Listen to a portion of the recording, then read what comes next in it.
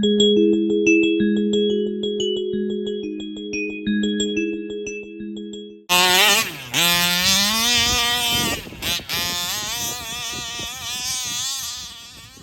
sucker's eating it. Sure is.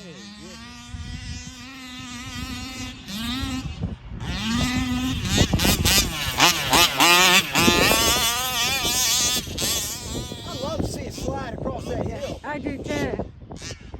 Cool. Oh!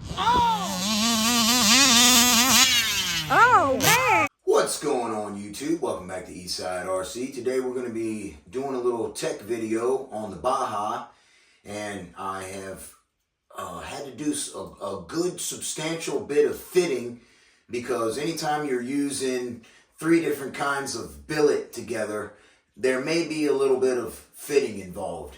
If you're using tailor everything, it just goes right together because Mike's stuff is just top notch and pure quality. But if you're using IRC, Taylor, and King motor together, you can expect a little bit of fitting. And this, what I'm going to show you guys today, is quite critical for the Baja when it comes to free rolling and no binding in the brakes and the gears. So let's get right at it. All right, guys, here is some of the components that we're going to be using. I got Blackbone 2252 gears we're going to be fitting on here, so the Taylor 35 won't be stripping out any more gears. And I got the Taylor gear plate. I have an IRC brake caliper, and some shimming was involved. And I want to show you guys over here what I had to do. I set the Taylor brake plate on top of a King motor rear top plate. And I got the Blackbone clutch bell in here fitted inside the Taylor clutch bell carrier. So what I had to do here, I noticed when I put this together, the screws would not line up in the plate for nothing. They were just a hair off to the left. And you guys know I don't like anything left. We want to do things right. So what I had to do simply was take a 3/16 drill bit and drill this hole right here. These 2 holes I drilled out 3/16 to give me more side-to-side play for proper hole alignment. And then, as well as this piece here, which the first time I've ever had to do this, usually this just fits right in, no problem, but I had to drill out this as well. I drilled the IRC caliper to 3/16 as well. I'm going to take you in my showroom and I'll show you that piece on another setup. All right, here's my ALX. Now, I used an ALX top plate and with the IRC brake caliper, and everything went together just fine there. Up here, I used a bonehead top plate, a Roven brake plate, and the IRC and the Taylor the Taylor gear plate. It all went together buttery smooth. Notice these vehicles don't have gears on them because I robbed them when I was drag racing. And my 40 car, I did the same thing. It has Taylor IRC and a Taylor brake plate, and it all went together like butter. So that worked out good. I have not run this car yet because it's just so pretty. I don't know if I want to run it and tear it up. You can't get this cage anymore or anything. So, you know, it's just awesome. And this car here, when I start racing again, I may race this. This is a very, very light Taylor 50 build that I did. Not crazy about the paint job.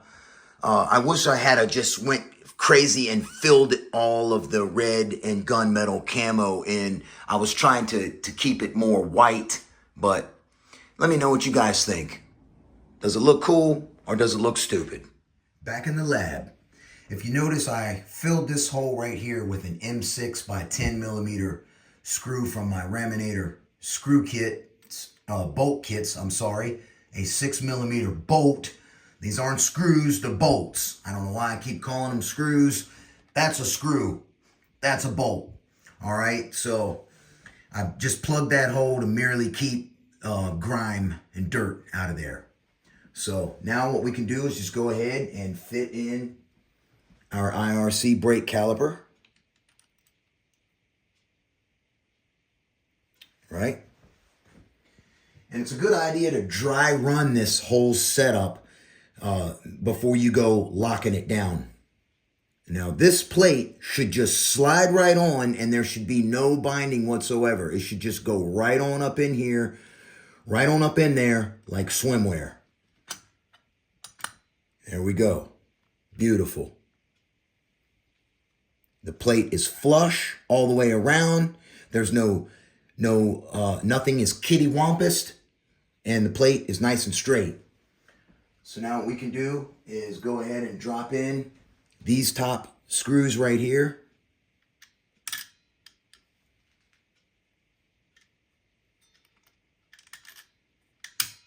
Okay. And then you take your trusty ball-in screwdriver and just go right over here and see if she threads up. Look at that. Threads up like butter. And you can go right in here. And it's threading up beautifully. So that lets me know everything is nicely aligned. So now I can just simply put this together, tighten it all down, and everything should roll buttery smooth. I do have my brake set a little bit forward so that when I let off the gas, the brakes immediately start to drag. And that helps slow the car down and also gives you a little more braking leverage and helps stops the car on a dime. So, and then as soon as you give it gas, this right here will move back and totally allow the drivetrain to completely roll nice and free. All right, now we can take these back out and put some Loctite on them because they are fully aligned. Another good tip is when you're fitting this together, as you're tightening these down, spin your wheels and make sure everything rolls free. And this thing is on such an angle here that it doesn't want to roll super free because the drive shafts are tight. The FLM Forever cups are brand new. They could use a little more running in. One thing I love about using an aftermarket gear plate, this, guys, is not an affordable setup, okay? This is an expensive setup.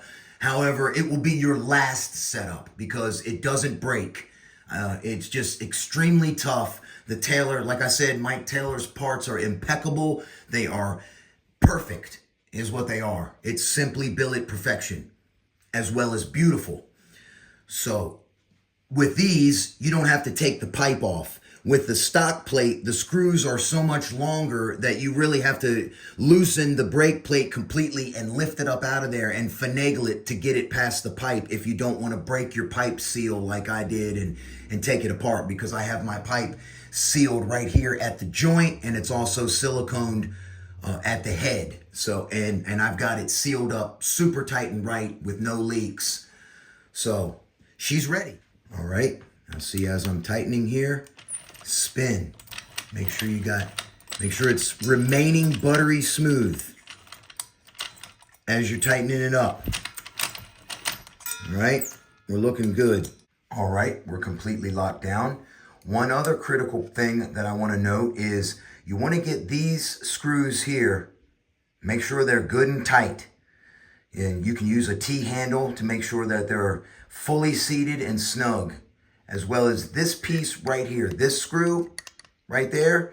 You want to make sure you get that screw good and tight with some Loctite on it as well, because if this screw backs out, it will hit this brake, the brake pad right here, and that will bind up the car and cause excessive drag and wear your brakes out on one side, and that won't be a good thing.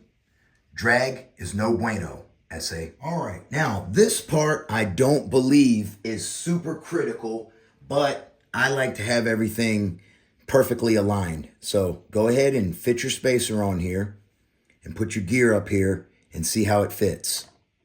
This is a Taylor titanium lay shaft in here, I believe. Okay, see right here? we have a couple millimeters where this is sticking out. So what that's going to allow this gear to do is have some play like this, back and forth. I don't think that's super critical, but I don't like it. So how I fix that is I simply shim it with Team Fast Steady shims. All right, here's the shims that I have selected. How I chose these shims, what I like to do is I take all the shims out of the package and I stack them all together like this. And then I take a good look at them. Let me get this focused here. I take a good look at them and I choose a couple of the thickest shims that I can find in the package. There's many different thicknesses in here. So once I get those, which ones I want, I got 2 thick ones here. I'll try one. And if one doesn't do it, I'll try another one. And I'll just keep going until I get it exactly perfect. All right, just fit your shims up there like so. Pop your gear on. Voila, we are perfectly flush. That's exactly what I'm looking for. With that shim kit, it allows you to get this absolutely perfect. And that's what I like, perfect. I'm not satisfied unless it's shiny and perfect. And for your pinion gear, I like to put my finger on the clutch bell so that it doesn't get pushed backwards. And I'll go ahead and put it on and see and check the alignment with that as well. It looks good. It's a little bit past this gear here, which that's not critical. You'll be fine. So that can go ahead and be lock tightened up. Now, a YouTuber taught me a very cool trick long time ago. I would say maybe a year or so, well, not a long time ago, maybe a year, maybe 2 years. I really can't remember. But to tighten these gears up, I was holding them with a glove. And one of my subscribers said, Jeff, why don't you use a gear in between the gears to hold the gears? I thought to myself, you know what, man? That is a fantastic idea. You just stab the gear up in there just like that, a plastic gear. Now you can tighten this up, tighten right, and not have to worry about holding anything or anything binding or slipping on you. It's a great design, great idea that young gentleman had. When you're fitting these gears on here, if you use too much Loctite on this screw and this screw, it will work its way on the shaft and lock this gear on there, and it makes it a bit of a pain to get off. So one thing to note, just don't use too much Loctite. But you want to get her good and cranked down good and tight, because you don't want them gears coming off.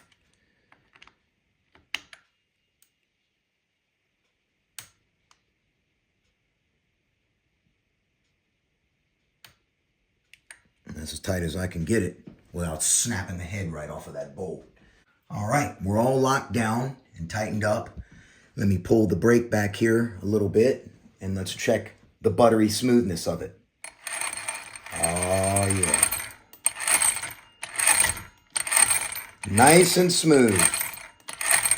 That's what I'm looking for. All right, guys.